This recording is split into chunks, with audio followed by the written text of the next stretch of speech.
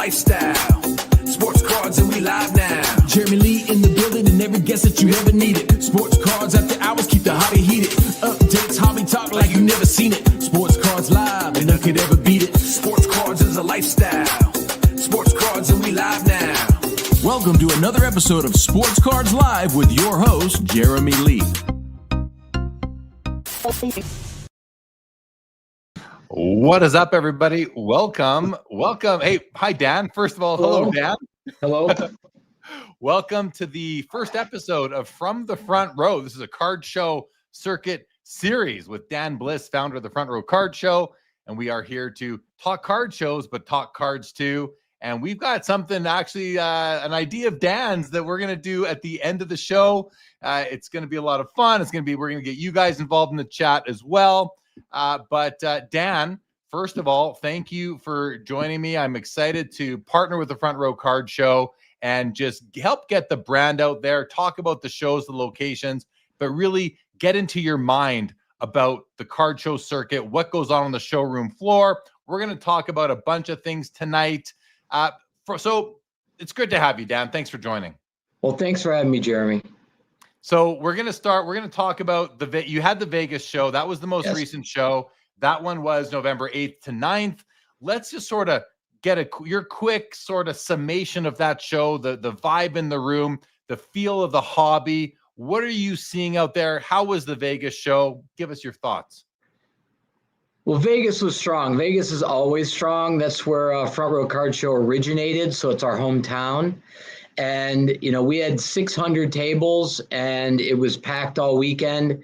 In fact, some vendors said that Sunday was just incredible. Like they couldn't believe how well they did on Sunday. So it was a strong show. I mean, it's the market strong. And it's one of those things where, you grow over time and you get more and more and more loyal, customers, fans, if you will, that come out to the show. And, about 80% of our vendors, 90%, somewhere in that range, return every show. So as a result, there's a lot of loyalty. There's a lot of like familiar faces. You build relationships with collectors, and it's just so great to see people again and again. And it's really become a community. That's the best part, right? It's a great thing about the card shows is that we see the same people, we develop these relationships, and sometimes we see them more than we see our own family members. It's true. It's true. There's more card shows than holidays. So that's right. And you've built a circuit of card shows, the Front Row Card Show. You can see along the bottom there, Pasadena coming up this weekend, San Diego, Vegas, Phoenix, Seattle, Portland. That's right. You've really cornered the West Coast. You blanketed the West Coast already for the most part.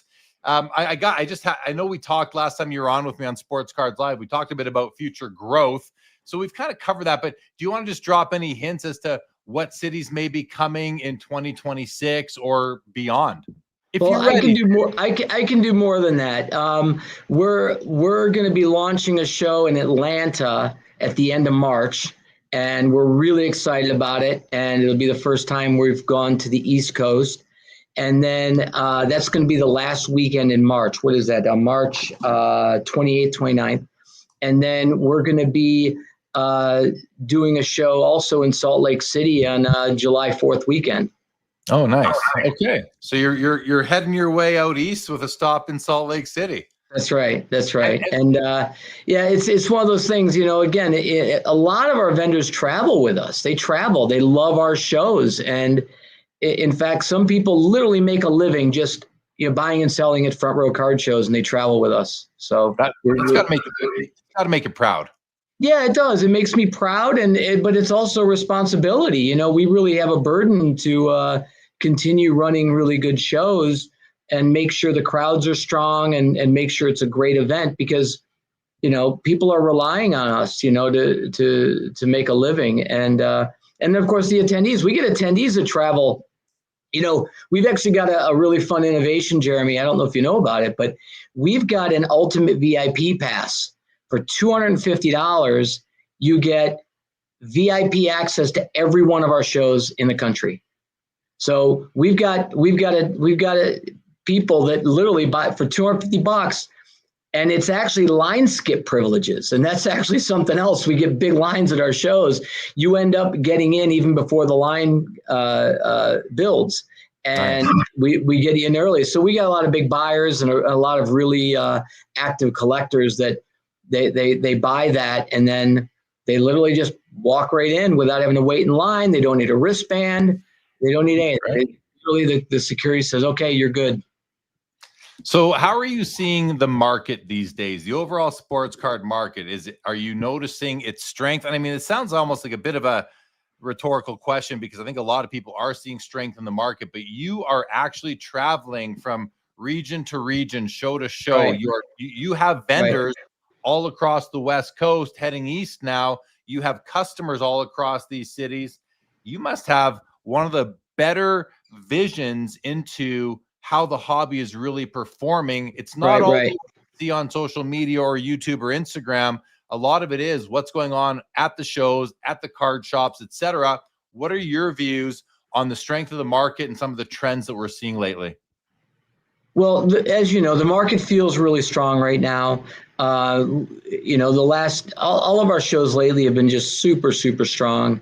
So it's really, it's hard to say a lot more than that, honestly, Jeremy. I really would love to expand on that in a deep way, but you know, the shows are really strong. I'm not seeing comps dropping.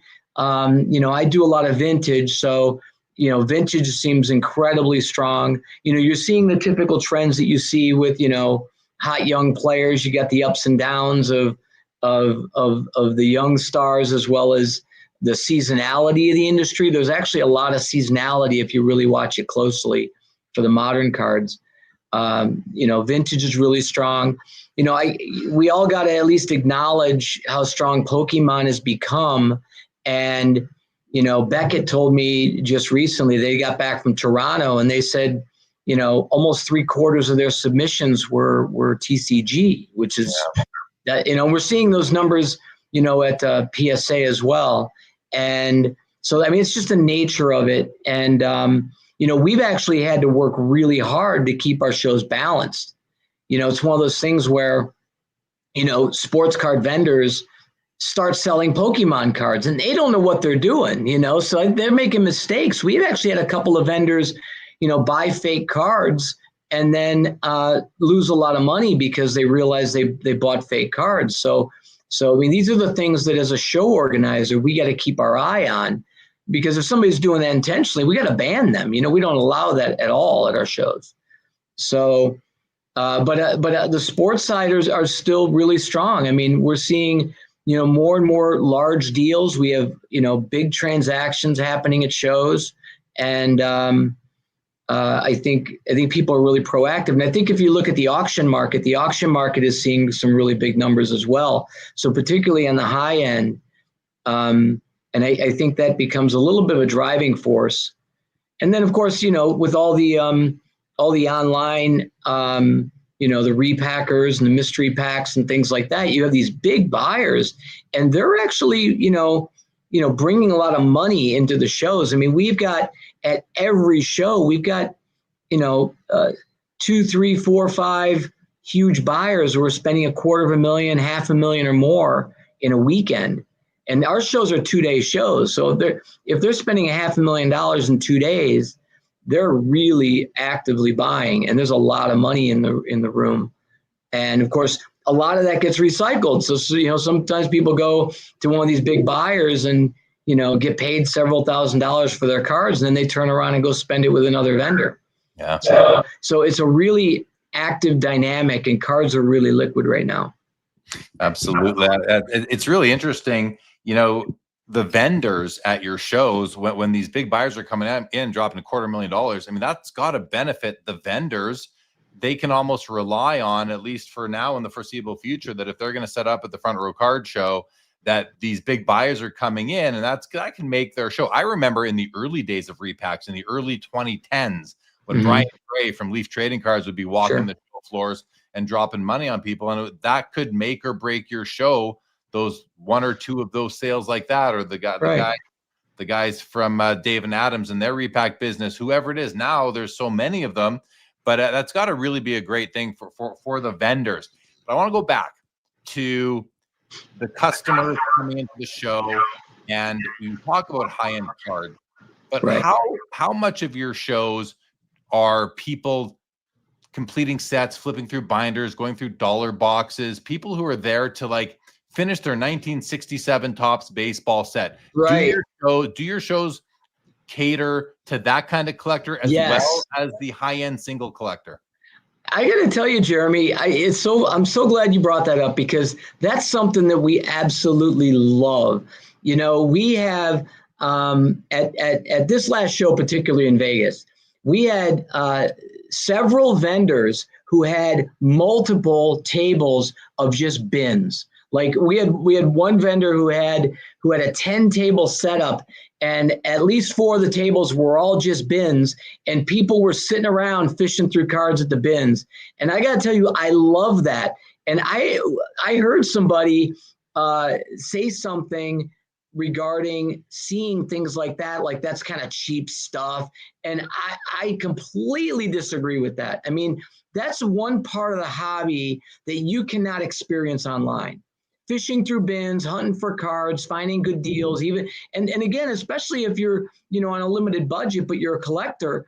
I mean, there's nothing better than fishing through bins.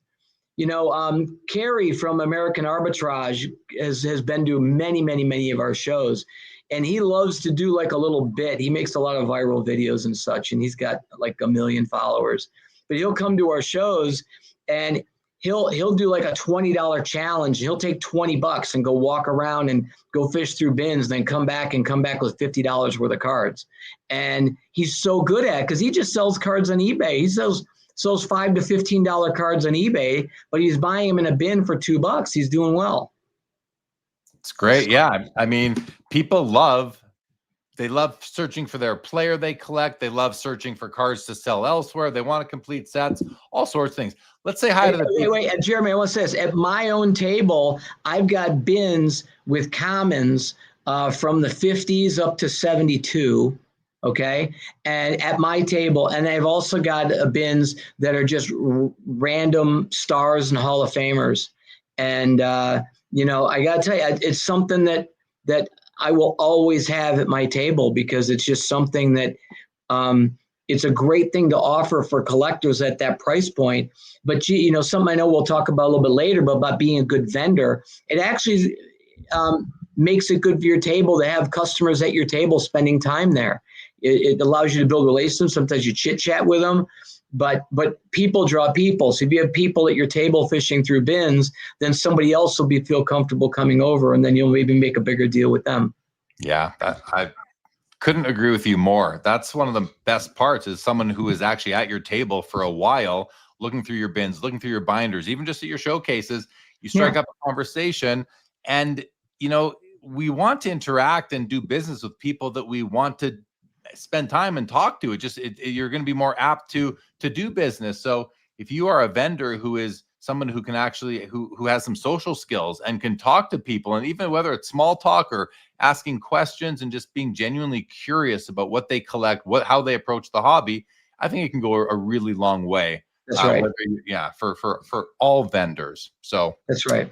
Yeah. Well, let's say hello to the chat. Jacob Dahl, good to see you. Jacob Midget Mullet, good evening. Welcome. David G, nice surprise to have a midweek show. Dan and I are planning to do this once a quarter, guys, which, in case you don't know your math, that's once every 3 months. Midget Mullet says, looking forward to Pasadena. Dan is always the first stop right when you walk through the doors. Well, he's got to keep his eyes on things too. Good evening, Laura. Good to see you. Jeff McMahon. And Mike Double V, good to see you as well. There's a comment in the chat about the ratio of sports to TCG at the front row card shows. Yes. How do you manage that, and what are your kind of goals with that, Dan? It's a challenge. So when we've been growing, right, when we expand our shows, or even just after a show, let's say 90% of the vendors renew, okay? And so if we have a 500 table show, our average show is 435 tables. So Vegas is bigger, Pasadena is bigger. So let's just, for that round numbers, if 50 vendor tables become available after the show, we used to just put them on our website, and we would have over 100 people on our website at that moment when they went live, and they would get snapped up literally in 1 minute. So our shows were selling out in 1 minute, and not because of anything exceptional, but we only had 50 tables available, and we'd have 100 people want them. So you just hit refresh, and then they snap them up. But then what would happen would be 48 of those tables would go to Pokemon. Out of our control, we just put them online. Weren't really trying to do anything. They just, for whatever reason, they just get snapped up. Maybe the Pokemon vendors are more proactive. It seems that way. And, so for whatever reason, they'd get snapped up. And the next thing you know, the next show goes from 45% Pokemon to 55%. And then we do it again, and the next show might be 65% Pokemon, and we never meant for that to happen. So we actually had a problem where, 60% plus of our shows were Pokemon, and people would say, oh, there's too much Pokemon there. And honestly, they'd be right. It was, it wasn't really intentional. It just kind of happened organically. So now we're not putting the tables really online, and we're trying to balance it out. And right now our shows are really well balanced, and we're keeping Pokemon under 50%, certainly. And the other challenge that happens is you get sports card vendors who someone's got 2 tables, and they fill one of their sports tables, and we thought was a sports table with Pokemon.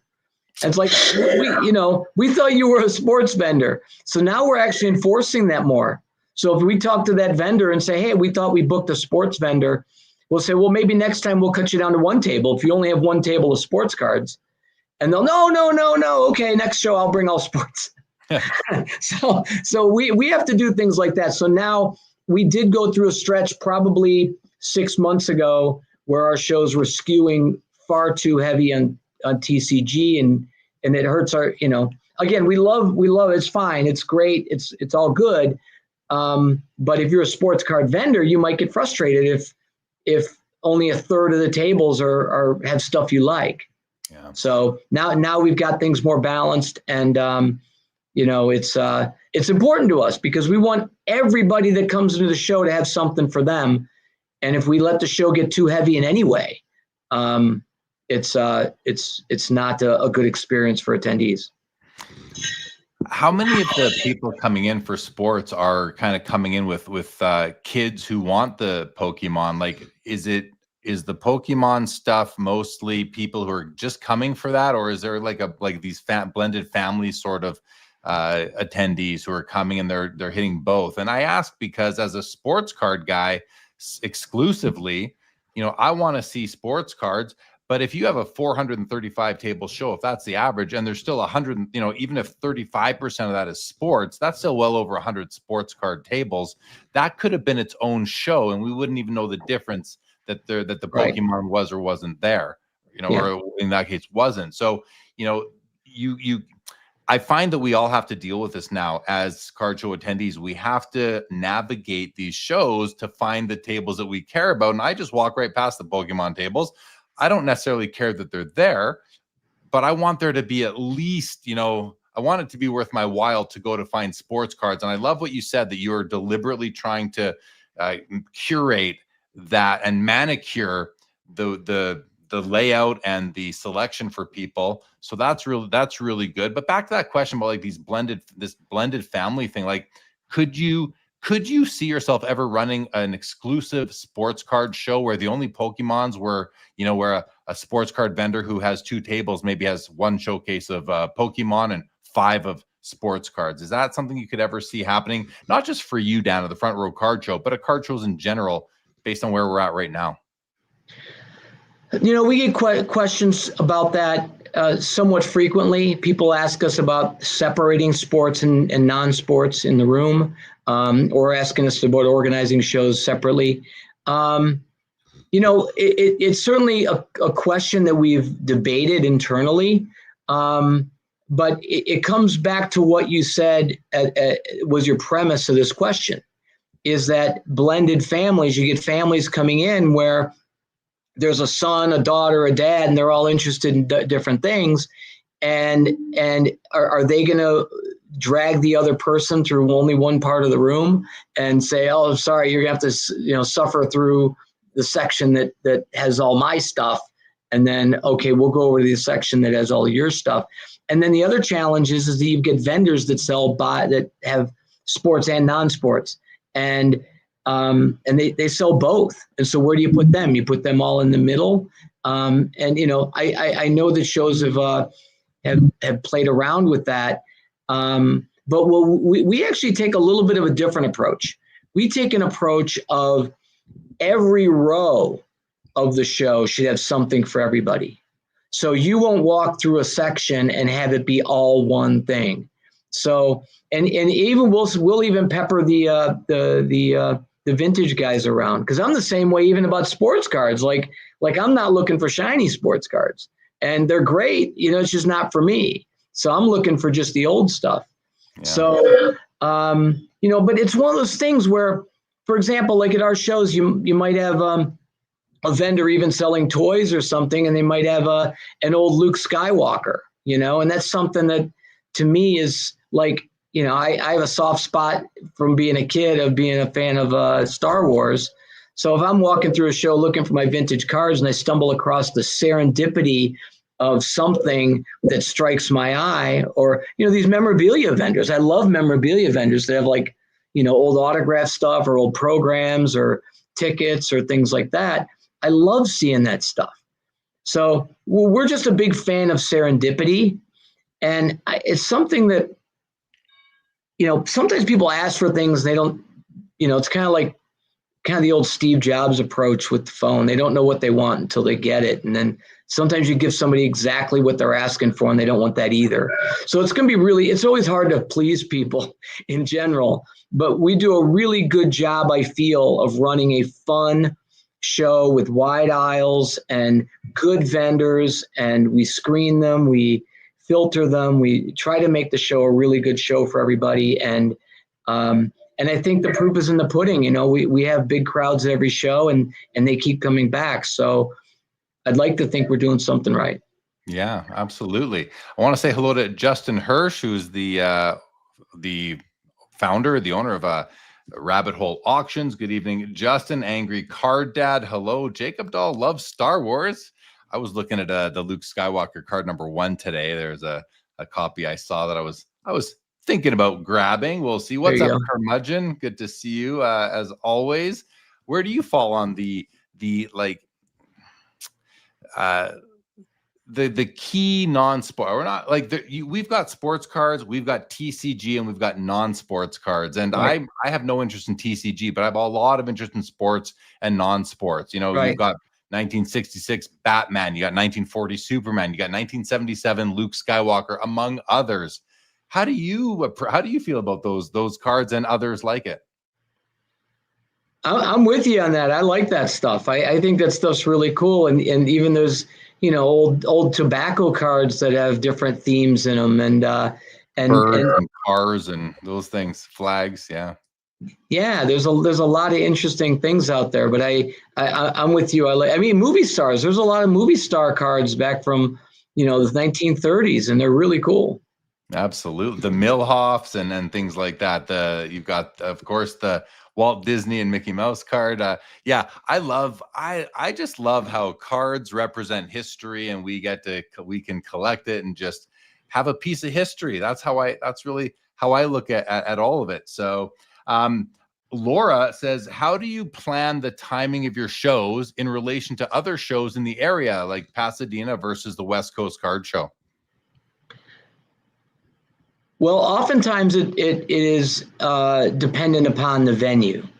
Certainly, we try to coordinate. We will avoid the West Coast Card Show. We'll avoid the National. We used to try to avoid Dallas, but it's become difficult because Dallas runs so many shows, and we, they're 6 times a year, and we're going to have 20 some. We had 20 some shows this last year, and we'll have 26 shows in 2026. So we're gonna bump into things, but we'll avoid the National. We'll avoid the West Coast Card Show. But that's about it. We really can't. Like, for example, we just had a show that ran up. As you know, you were in Toronto that same weekend. There was a Dallas card show. There's a big show in Phoenix. There's a big show in Palm Beach and Toronto, all the same weekend as our Vegas show. And what we found is all of our shows are 2 days. Sometimes we get a little benefit from that because there are guys that'll fly out to Toronto or Dallas, do Thursday, Friday, and then they'll come to Front Row in Vegas. So we get a good number of big buyers that'll double dip. Yeah, that's awesome. It's crazy that the fact that the hobby can now support so many shows that are running concurrently throughout the continent. Really, Justin here says, love vintage non-sports as well. I have become both an Arnold Rothstein and Frank Sinatra super collector. Very nice, Justin. You have a show coming up this weekend. This weekend, you are back in Pasadena this coming weekend. Anything you want to share? Anything new going on? Any new partnerships, new developments, anything at all about the upcoming show in Pasadena that you want people to know about? Well, a couple things. Beckett will be there. CGC will be there. CGC is really growing. They're like the solid number 2 in the industry now. And they do all of our shows. Beckett does most of our shows. And JSA will be there as well. And so we love having JSA. JSA literally does all of our shows as well. So it's good to know at least that we've got a base of good authentication and grading at every show. What I wanted to announce is that we just signed a deal with Ray Schulte from Schulte Sports. He's going to do PR for us. He was the director of communications for the National, and he's going to be the same for us. He also represents Don Mattingly, and he's a very prominent guy in the industry. So he just signed on as our director of communications, head of publicity. Well, congrats. I'm a big fan of Ray. I've known him for a few years now. Great guy. So he's a super guy, yeah. Yeah, that's wonderful. I noticed today that he shared our common post, and he often shares some of my posts, and I thought, oh, that's very nice of you, Ray. But now it even makes a bit more sense that he's going to be working with you, and he's great at getting the word out. So congrats to both of you on that. I'm super happy to hear that myself. Good evening to Kurt Renaud. Welcome to the show tonight. So to everyone watching, listening, what Dan and I are planning on doing is, again, we're going to plan on doing this show once a quarter, and we want to have segments. We want to keep this interesting. We don't want to just talk about Pokemon versus sports cards all the time. So one of the things that we are going to be doing, not this inaugural show From the Front Row, but Dan's going to invite on one of his vendors from one of his shows. So we're going to hear not only from Dan, who runs the show and vends at the show, but from one of the vendors. And that'll be a lot of fun, Dan. We'll get to know more people in the hobby. So I'm looking forward to that. Absolutely. And then the other segment that we want to do is what we're calling like a vendor masterclass, which is basically something where, Dan, you're going to have like a lesson or some advice that you would give to vendors that would make them operate more effectively at a card show. And I think that that's important because we have so many new people setting up at card shows all across the nation lately. And you can walk the aisles at a card show and you can tell who's done it before and who hasn't, who's more engaged, who's less engaged, all these different things. And I want to also just mention, I mentioned this when you were on with me a few months ago, Dan, but one of the reasons that we're even sitting here right now is because I met you at the Burbank Card Show. I think you remember. I certainly remember because I had my eye on your 1953 Topps Mickey Mantle at that particular show. But you were set up in a very professional way. You were very engaging. You were talking to people that were coming by, and that attracted me to your booth, and it made me want to stop and talk to you and ask you. You didn't make me feel like I wasn't good enough, or maybe I couldn't afford a card, or you were very just open and welcoming. I thought that was it was just a nice vibe I got at your booth. And so for me to now tell our audience that you might have some advice, I'm not just saying that. Like, I've seen you operate, and I think you're good at what you do, not only running card shows, but being a vendor at a card show. So would you like to transition into that now, what we're kind of calling the vendor masterclass, even though we might have several lessons over the course of these episodes? And And is there something that a tip or some advice you'd like to share with people? And the nice thing about this is that if you're not a vendor, this still applies, because these sorts of lessons that Dan is going to teach and explain or advise on will give us as card show attendees further insight into who's doing it right, who may not be doing it right. And if you're not doing it right, it may just be that you don't have enough experience, and you will get there. So I don't want to make this into like, oh, this person, it's their first time. Let's not cut them off at the knees. Let's give them a chance. But with all that said, Dan, is there something you had in mind for this segment tonight? Yes. And thank you, Jeremy, for the kind words. I truly appreciate that. So we don't want to cover everything in the world right now. So there were a couple of things I felt like would be appropriate to share. One is it touches on, what you said about coming up and having a conversation with me and having a friendly conversation and being engaging.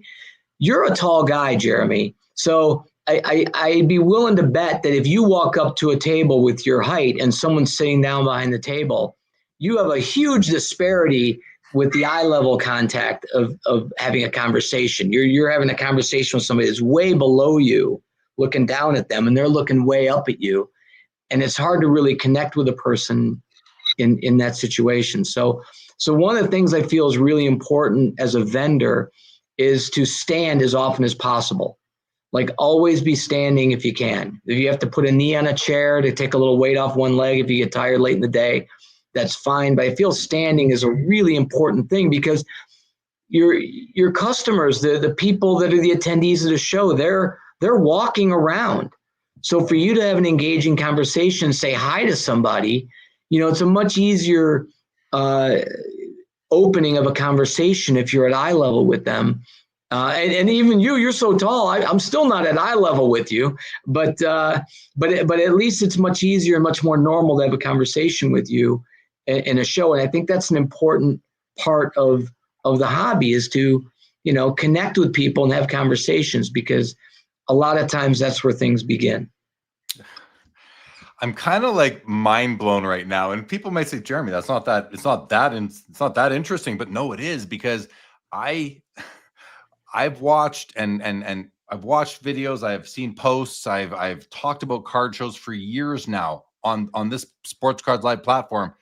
That's one piece of advice. That's one tip I've never heard before. And I absolutely love it. And I can remember that time I met you. I remember you were standing up at your booth. You were not sitting down. I don't even know if you had a chair back there, legit. So I can't even tell you how, like, guys, I'm actually like, I didn't know what was coming right now. I didn't know what you were going to say. And I love that piece of advice. And it's good for people who are also walking the shows at floors. You see, if that vendor just kind of looks at you and they see you there, they don't even, maybe not only do they not say hello, but they're not even standing up to greet you. I mean, this is a relationships business sport. And it's not just a business, it's a relationships hobby. You want to form a relationship, get yourself on the same plane. You can't change height. Yes, I'm 6.5 feet tall, but standing up and talking to someone directly, looking them in the eyes, maybe shaking their hand, but not just sitting in your chair, looking at your phone or reading your newspaper. And even if you're at your booth, Dan, here's a question for you. You're at your booth. You've got a customer and you're talking. You might be in the heat of a negotiation, actually, and someone else walks up, let's say, and they're looking in your showcases.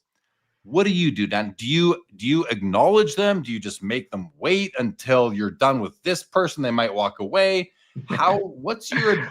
I don't want to get into the master class for the next episode, but I have to ask you, what is your advice for a vendor who's in that situation, and also what's your advice for the customer who walks up to a table and the vendor's in a discussion with another potential customer?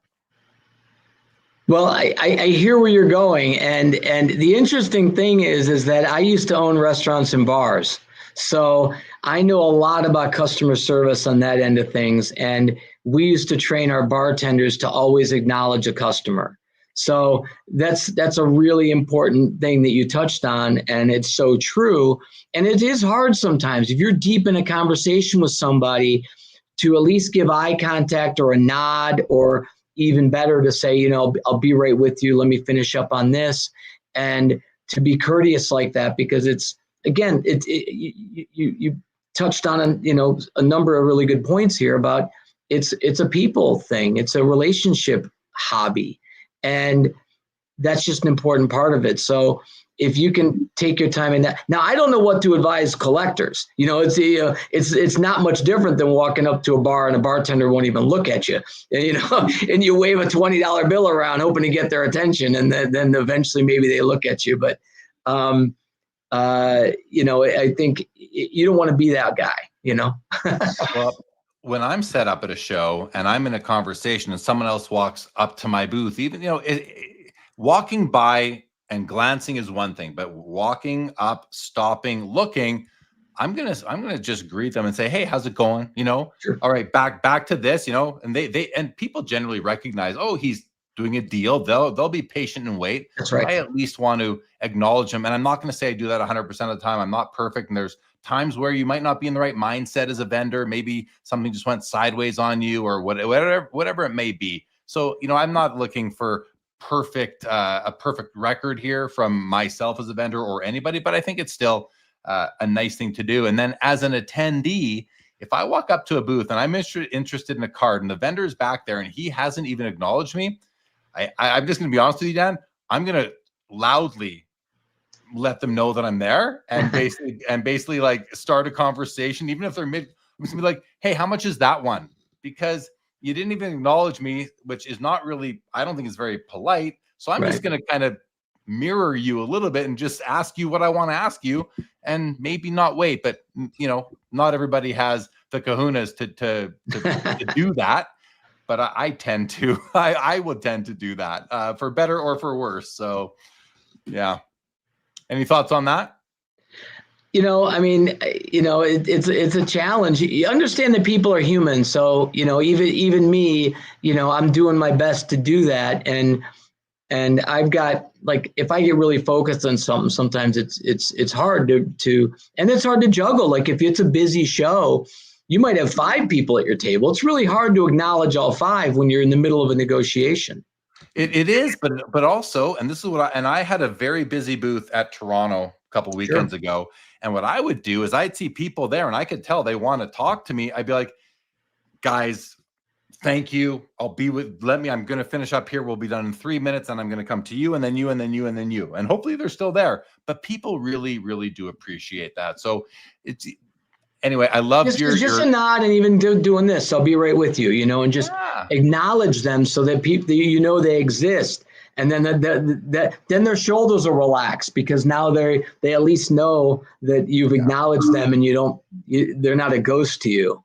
Absolutely. BTG Sports here says, "No acknowledgement. I keep walking," especially if you're just looking at your phone, right? Like, what are you doing at the show? If you only have like 16 hours for the weekend to do business, you're not even going to look up at people. So yeah, I think, you know, I often wonder, Dan, if there's an opportunity for the card show promoter to train the vendors at all, or to send out like a best practices list. People might just kind of laugh at you if you were to do that, but has that ever crossed your mind, or some sort of standards that you want of the vendors at your show as in terms of how they treat the attendees?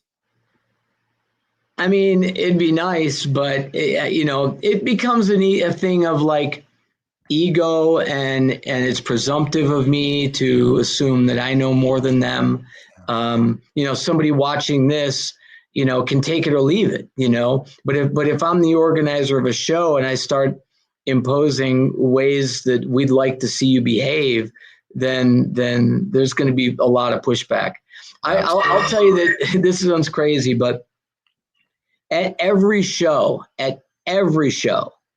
before the doors open, both days of every show, we always make an announcement to the group encouraging the vendors to be nice, encouraging the vendors to be good, to be fair, to be honest, to understand that we're trying to grow the hobby and trying to do good things, and especially to be good to people who are new to the hobby, or people who are returning to the hobby after many years who don't know how grading works yet. You know, maybe they collected in the 80s and they don't They don't, this is new to them.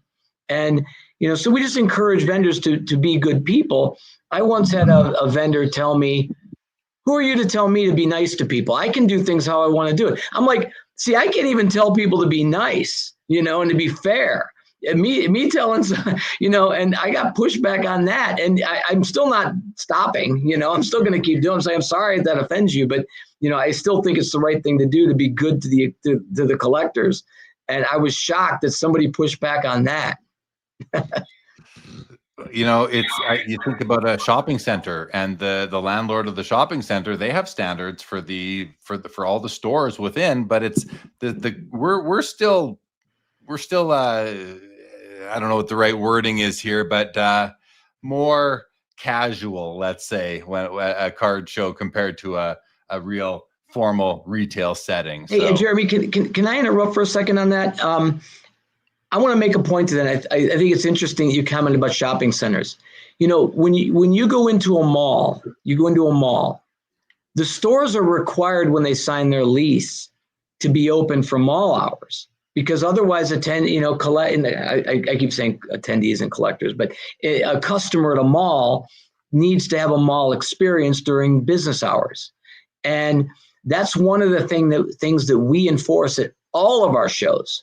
Every one of our shows, we require all of our vendors to stay to the end of both days, including Sunday.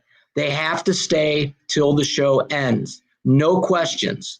And it's one of the things that we get a lot of pushback on, and we don't care. We are going to still stick to our guns on that rule, because what happens is, a lot of other shows, Sundays are terrible. And, half the vendors start going home at 1 p.m., 2 p.m., and the show ends at 5. And at our shows, that doesn't happen. So attendees coming to our shows late in the day, they get a full show, because we don't let our vendors go. And in fact, guess what? We're not going to renew you. You want to come back to one of our shows? Sorry, you're not going to be back. If you're leaving early, you're not coming back. So, and we enforce it very strictly. But as a result, here's what happens. Our Sundays get better and better. Collectors now know they can stay to the end. And we're throwing people out at 5 p.m. on Sunday now, because collectors now know they can come to Front Row Card Show and get a complete experience to the end of the show.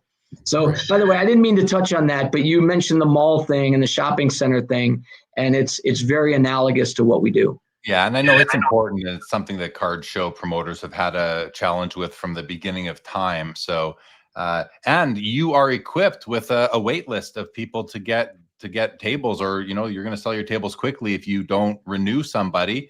I think at the end of the day, it's your brand. You're running the show, and you have to deliver something both to the vendors and the customers who are coming through those doors. So I support that completely myself. As a card show vendor, I don't leave early, unless I've had to for a real reason. But then you've got to let the promoter know ahead of time, so that they can at least do something to make that table not look bare at 3:30 or 3 or whenever it is that you're going to be leaving. So, okay, let's say hello to Mark Mandel. What's up, Mark? We're having some more people on LinkedIn than usual, but Mark, welcome. Good to see you. Mark's from, I think it's auctionwatch.ai, coming soon to a place near you, to a computer near you.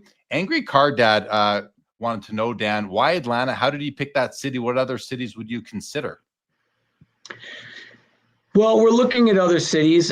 Mostly people are asking us. We've been asked by a lot of people to do a show in Atlanta. And in most cases, we're going to cities where there's not a strong show base. And I want to be careful, because I don't want to offend, people that are organizers or other shows that go on. But we organize large shows. If there's great local shows that have 100 tables, 150 tables, that's great. And we really do everything we can to not disrupt that and even support them. We allow other shows to put flyers out at our shows. So, we really are supportive, particularly of local shops,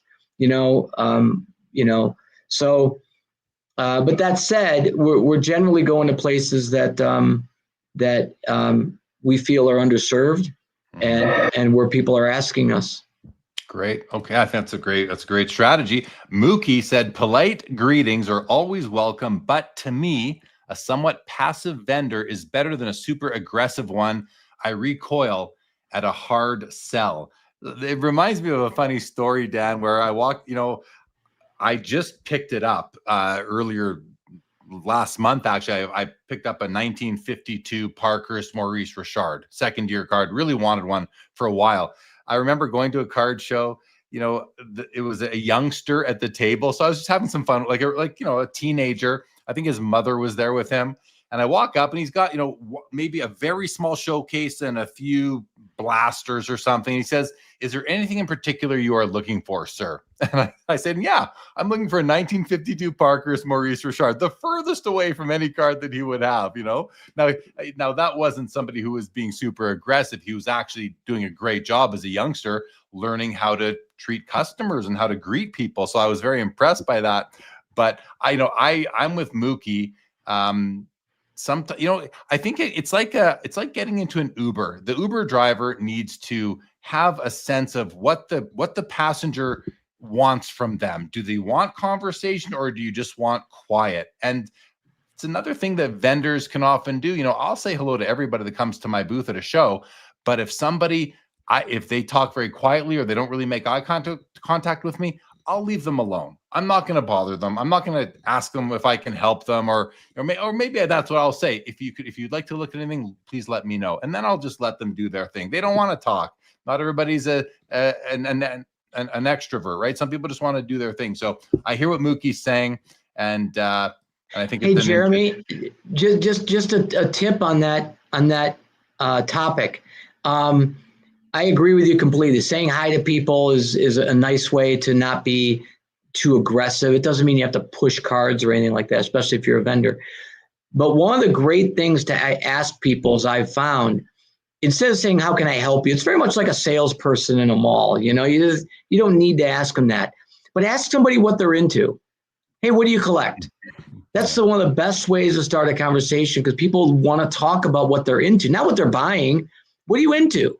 And what do you collect? And I think that's one of the best ways to do it, because it's not too forward. But if the person's not, like you said, you got to read the room. I've given that exact advice before, Dan. Myself, I remember a few years ago, earlier on in the world of sports cards live, I would often say that one of the questions I ask people when they come to my booth is, how do you approach the hobby? Which encompasses, what do you collect? Who do you collect? How into it are you? Is it dominating your life like mine, or do you just casually collect? It's a great way to start a conversation, to break the ice. And, it doesn't have to lead to a sale. Who cares? It's going to enhance your experience as a vendor, just being human and talking to people. And that's what this hobby is so wonderful. It's a cross section of society. Every demographic is represented, and I just love that about it. So we can keep that. I mean, Dan, we want to do keep release here. I mean, let's run through a few more comments from the chat, guys. Then we're going to do an activity that you guys can all play with us as well. Mookie said, "Empty tables and vanishing dealers are a total turnoff. Good on you, Dan." And Midget Mullet has a question for you, Dan. How can we get, and this is for both of us, maybe, or the chat even, but how can we get vintage dealers to put pricing on the front of the cards, not the back, where we have to ask every time? One of my biggest frustrations when I go to a card show is I don't want to, number one, maybe I don't want to ask you how much the card is, because I don't want to let you know exactly what I'm interested in yet. Maybe I want to feel you out a little bit. I want to see your prices, but also people want to see. And I can tell you, I began my card show vending career, over 20 years ago, prices on the back, because it's what everyone else did. I thought that's what you did. As soon as I flipped to prices on the front, my sales skyrocketed. It wasn't even close. People still put them on the back. Dan, what are your thoughts on that strategy? And do you like it as an attendee and a promoter? I agree 100%. It's so much more effective in terms of sales, especially if you price things fairly. And that's something else that I try to, I want, people, all of our dealers to be is fair. If you price things fairly, you want to know that, right, Jeremy? When you walk over to somebody's table, you want to know, you don't want to say, how much is that one? How much is that one? How much is that one? How much is that one? How about that one? How about that one? It's like, you can't ask for every card. And it's even worse if they don't have prices on the back, or they got to look it up. And, you're absolutely right. Yeah, absolutely. Okay, let's totally change it up now, guys. So as Dan and I were discussing, what do we want to do on From the Front Row? I had a bunch of ideas, but Dan came back with me at a great idea. And I got to be honest with you, Dan, you're going to explain the rules, because I don't even know exactly how we're going to do this. But we've got several cards. We probably won't get through all of them, but we'll see. We're going to put them on the screen. And Dan, what are we doing? We're calling this keep release. What are your thoughts? This started with your idea of like, hey, let's show some cards that have a story, right? Because people like stories. That's what you said. And I completely agree. So, but then I thought, well, Jeremy, you and I have some similarities in taste. Certainly we both like vintage stuff. But we have similarities, but dissimilarities in which cards are keepers. Which ones do you keep and which ones are you willing to sell? And you and I both collect, but we're also vendors. So we both have this conundrum, I'm sure, where you pick up a card and you're like, I don't know. I really kind of want to keep that. And every now and then you sell one, you're like, why did I sell that? I should have held on to that one. I love that card. So I thought with that, kind of pairing those ideas, I thought, let's do something where we bring up some cards maybe that I've picked up and that maybe they have a story, maybe they don't, and maybe they're just interesting cards, and we can talk about, is this a card that you keep or is this a card that you let go? Okay, well, let's do it. First of all, Bob Boozle says, I wear a sign that says do not engage. MGFS, what's up? Welcome to the show. Good evening to you. Well, let's get started then. Let's start with I'm going to put a card on the screen. Dan, let's just have a conversation. I have those cards right here, by the way. Okay. But here, I think there's the first one. 1965 Topps, Mickey Mantle. It's a PSA 6. It looks pretty nice, off center to the right a little bit, or maybe a bit more than a little bit, but otherwise it looks pretty good. These aren't I didn't brighten up these images, so they're not maybe as bright as they could otherwise be. I have it right here. But there's the card itself. It's funny. This goes back a little bit to the tips on being a good vendor. I bought this from another vendor. So he had it at his booth for a long time, and it wasn't priced that bad. But he kept it in the plastic sleeve. A lot of people keep their graded cards in a plastic sleeve to protect them. He kept it in his plastic sleeve, but the plastic sleeve was beat to hell. So it made the card look even worse. And it just made the card look really crappy. And he had the sticker on top of that. And he'd had it for 6 months and hadn't sold it. So he was able to cut a deal with me, and I got it at a good price, because he just was like at the point of like, I just want to turn it over. I'll give you a good deal, Dan. And he sold it to me. But it was literally about presentation.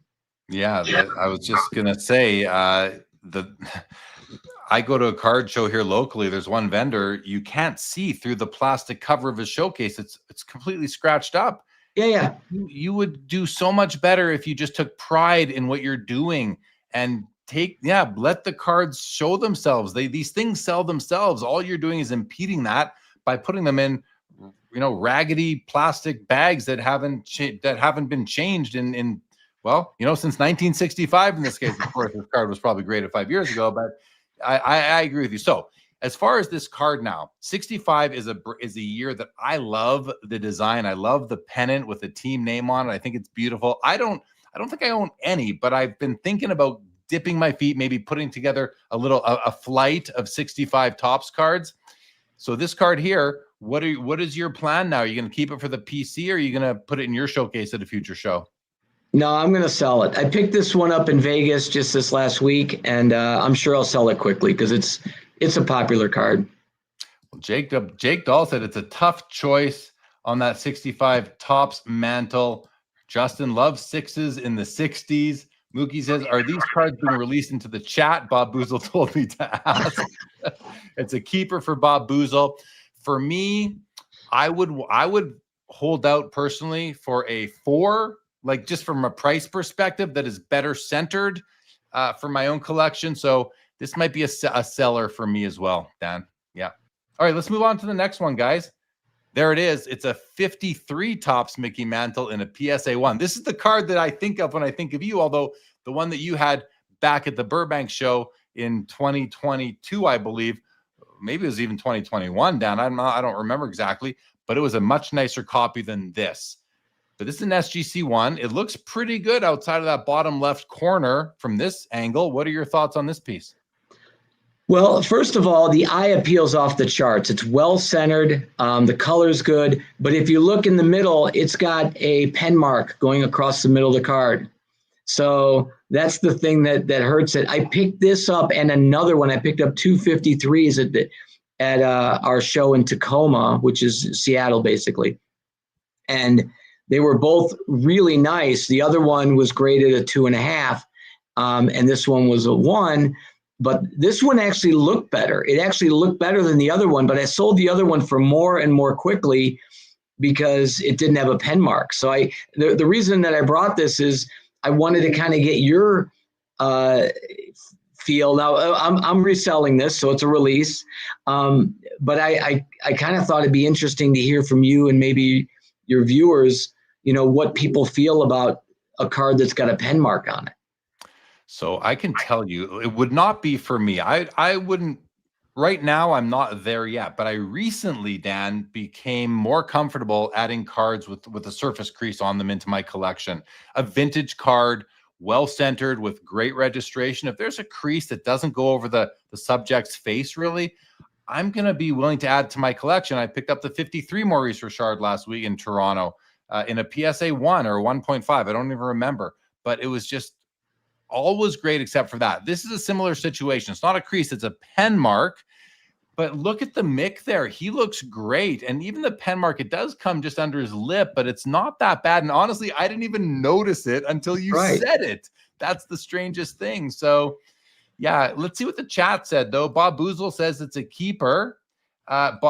This one says it's a keeper. Said, I would faint selling that card. Jacob Dahl says, totally keep it. Midget Mullet says, bring that 53 Mantle this weekend to Pasadena, Dan. I'm interested. There you go. And Bob Boozle, Pinhole Hall of Famer Mookie is in the chat. Yeah, Mookie's known for his cards. I think pinholes are one of the best values in the hobby, when everything else about it's an 8 or a 9, but it's got a pinhole. Mookie says, I would need to get above comps if I was selling that Mantle. And Hoff Signed Rookie says that's a keeper. So there you go. I mean, I think most people want to keep it because it's a 53 Topps Mantle. Iconic. All right, let's go on to the next one. We're going to go for a few more minutes here, guys. Dan did supply me with 14 of these. We've only done 2, so we're probably not going to get through them all, but we'll get through a few more here. Michael Jordan 86 Fleer in an SGC 1. What's the story here, Dan? Jeremy, it's perfect timing. It has a pinhole in it. Right above the basketball. I can't believe you put this one up right after bringing up the pinhole. It has a pinhole right above the basketball. It's pretty well centered. It's funny. You look online at ones and they're usually beaters, and it's not. I mean, the corners you can see are a little bit rough. You can see white around the edges. It would probably be a 3 or a 4 without the pinhole because the edges are nicked up a bit. But the pinhole in is for the reason it's a 1. Mookie says sold. He's gonna buy. Okay, Pasadena. This. So what are you doing with this? Is this a card you're keeping? Well, I picked it up raw at our somebody brought it to my table in our Phoenix show, and so I picked it up raw. And I'm always worried about counterfeits when you pick up cards raw. You got to be careful, especially with Jordan rookies. But the guy seemed like an honest guy. The story was valid. And and I took a flyer on it, and I'm gonna resell this. Yeah, it's not bad for 1, but the thing about this card is you are going to make somebody very, very happy, whether it's Mookie or somebody else. A lot of people, not everyone can afford hundreds or thousands, or never mind tens of thousands of dollars on cards. This is a great card for somebody to just be able to say and to know in their own head that they own a Michael Jordan 86 Fleer rookie card. So I think that's great. Hoff signed rookie says keeper. Bob Boozle says keep it. I love third-year cards. Of course, Mookie wants to buy it. Yeah, that was a good one by Boozle there on the third-year cards.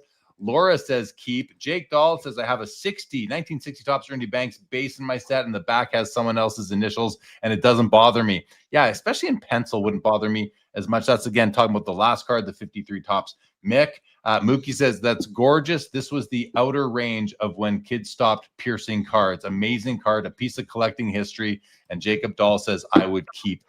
I love that I'm not the only guy who likes low grade cards that have a flaw that the grading companies say destroys the technical score, but the eye appeal is as strong as anything else. I think that these grading companies are allowing collectors like me and Mookie and whoever buys this card from you to get cards at really good value. So great piece.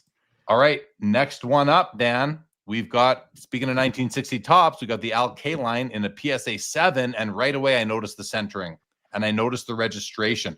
Why I say registration? I'm looking at the small action image of Al, the full body shot on the bottom of the card, and where the red meets the uniform, I see no gaps whatsoever. Really well registered. A recently slabbed card as well, so we know that they're grading harder than ever before.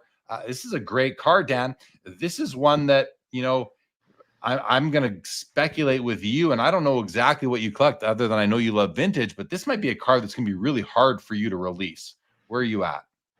Yeah, I got so lucky. There's a guy comes into our Seattle Tacoma show like a few weeks ago, and he had a box full of high-end, well-centered cards valued at like maybe $75 up to a few hundred mostly. Some were even higher. I got a really nice 55 Jackie off of them that's dead centered. And this is one of them. This is a really good example. I just got so lucky. And the guy, you know, you asked about stories. He wants to buy a Mickey Mantle rookie, and he's been building this collection of centered cards for a long time. And his wife told him, if you want to buy a Mickey Mantle rookie, you're going to have to sell some stuff.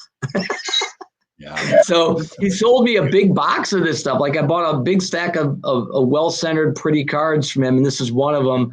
So this is one I'm going to keep just because it's so nice and so well-centered. And like you said, the registration's strong. So I guessed right. I've got to say, I'm proud of myself that I was intuitive as to which way you were going to go. Now, you said that this gentleman was looking for a Mantle rookie. I have to clarify. You're talking about the 51 Bowman, obviously, or is he looking for the 52 Topps? No, he's looking for a 52 Topps Mantle is what he's buying. Fair enough. Fair enough. Jake Dahl would keep it. So would Laura. Boozle's releasing it. Jake Dahl says, I have that K-line, just not graded in my set, and I love it. Mookie says, I would keep that K-line. So gorgeous. I agree.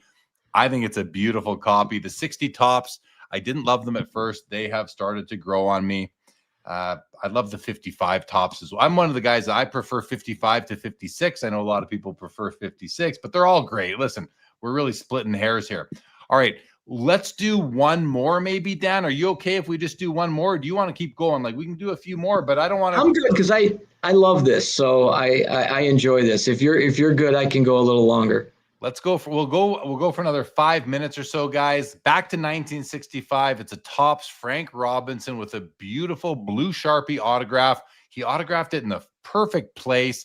The card is graded a PSA 6. The autograph is graded by PSA as a 10 and authenticated. It's off center a bit to the left, but otherwise this looks really sharp, and it's also a very recently graded slab. It's got the 9 digits in the serial number, which you can see under the auto 10 grade.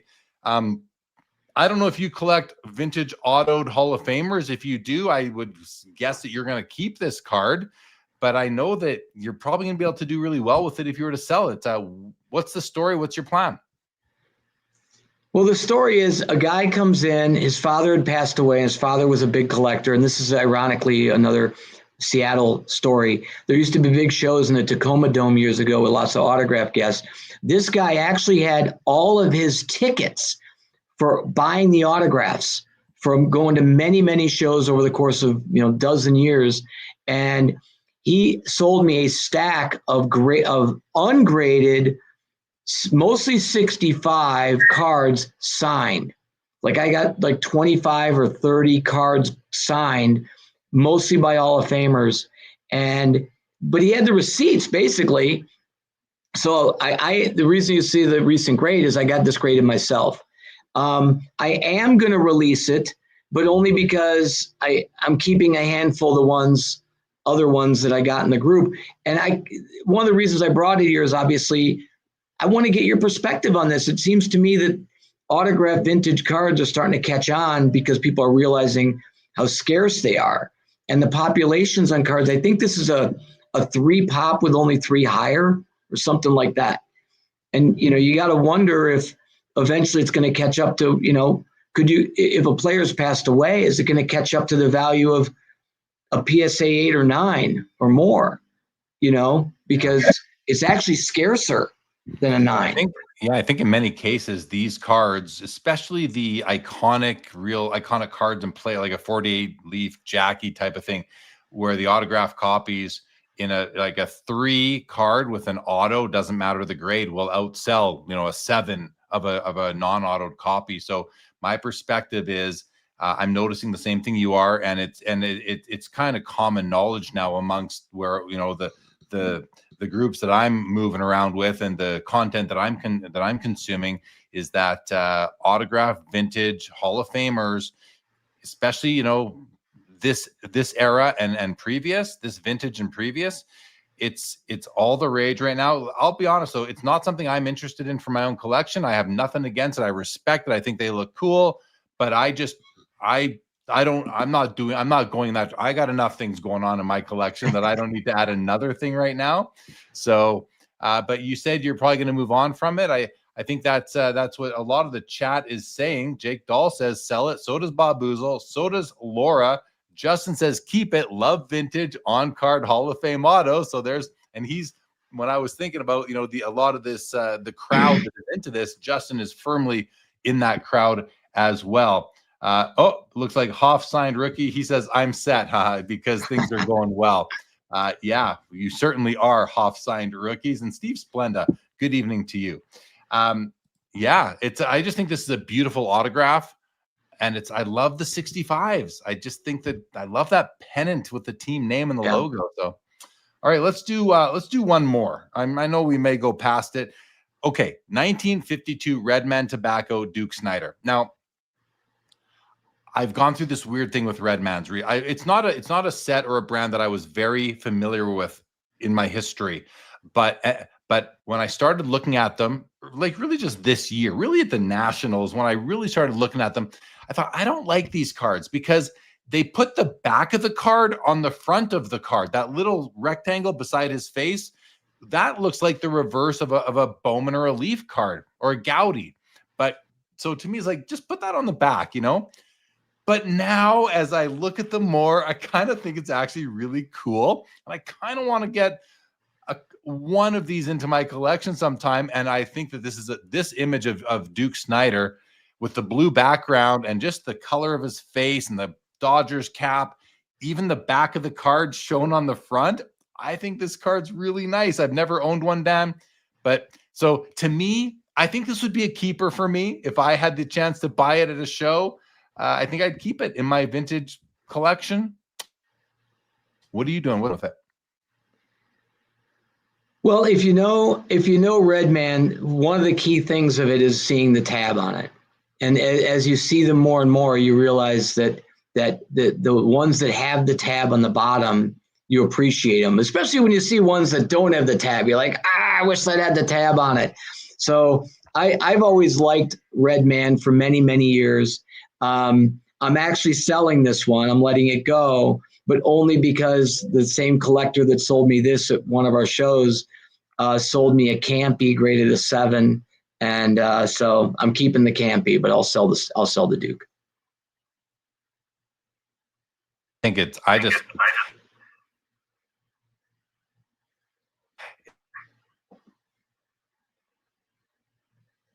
these readily. I don't know. Sorry if you lost the screen right now. Yeah, this was Dahl says to keep it. So does Bob Boozle. Oh, Bob Boozle. We have not shown the Kevin Durant card yet. No, this is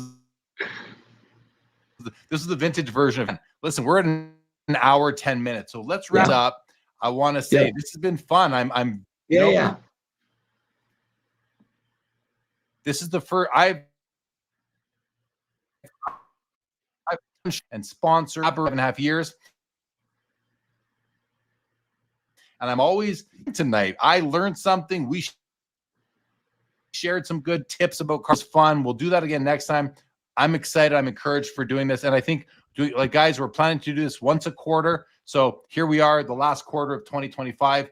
We'll do another episode. And depending on the schedule, actually, let me really quickly put this up on the screen for everybody just to see. This is the schedule for the Front Row Card Show through 2026, for all of 2026. And I love how what Dan puts on these graphics is the amount of tables at each show.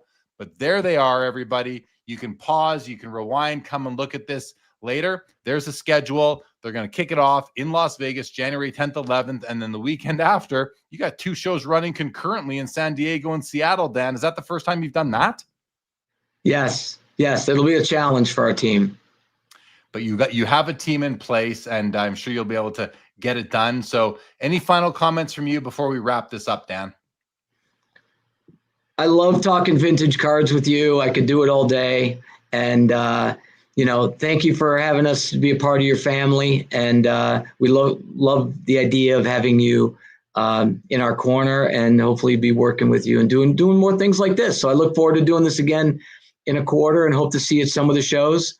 And for anybody watching, just follow us, the Front Row Card Show, on every social media, and frontrowcardshow.com is our website. So hope to see you at the shows. All right, guys. Thanks, everybody, for joining us tonight. Thank you to Dan. This was the inaugural episode of From the Front Row, a card show circuit series.